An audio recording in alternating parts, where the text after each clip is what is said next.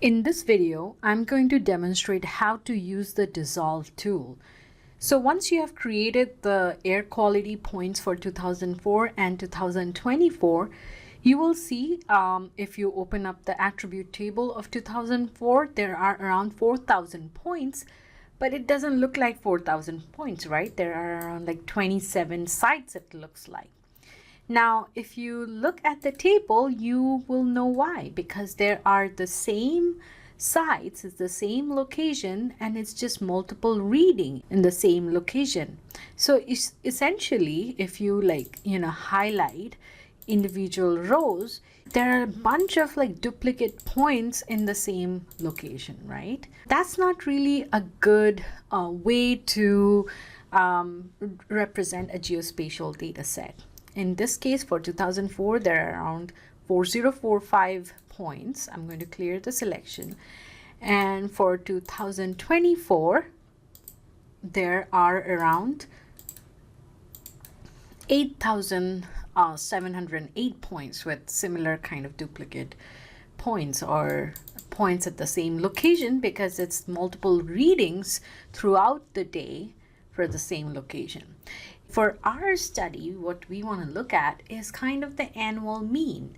So we want to kind of take a mean of all these 2024 data set for the single location, and we just want one value, right? How do we do that? So Dissolve tool, again, I'll clear the selection before I go ahead with anything. So I'll select 2004 points. So I will go to View Geoprocessing. Let's dock it and go to Toolbox, Data Management Tools, and then go to Generalization. And then here you will have the Dissolve tool. In this case, the input feature will be the 2004 data points. I will update here to add 2004 and underscore dissolve with the D in lowercase. The dissolve field should be based on what the values will be dissolved. So in our case, the unique value is, let's say, 2004 site ID. So I'll choose site ID because we still want the site IDs and we want all the readings from the site IDs to be dissolved, right? And so what reading? So statistical field that it's going to dissolve is the daily mean 2.5. And what type of statistic do we want? We want mean. We don't want sum. The create multi-part feature for this specific task, because it's a point, it doesn't really matter if it was line or polygon. We would have talked about it. So I'll just click run. Once it's done, you can see that this layer has been already added to the map and on the same location.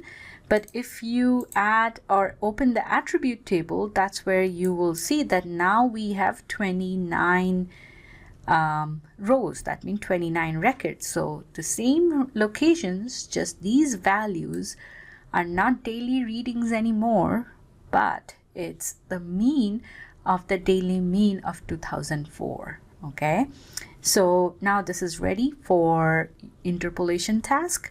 But before you go ahead, also do the 2024 data set, dissolve the 2024 data set so that instead of 8,000 something points, you have 20 something points.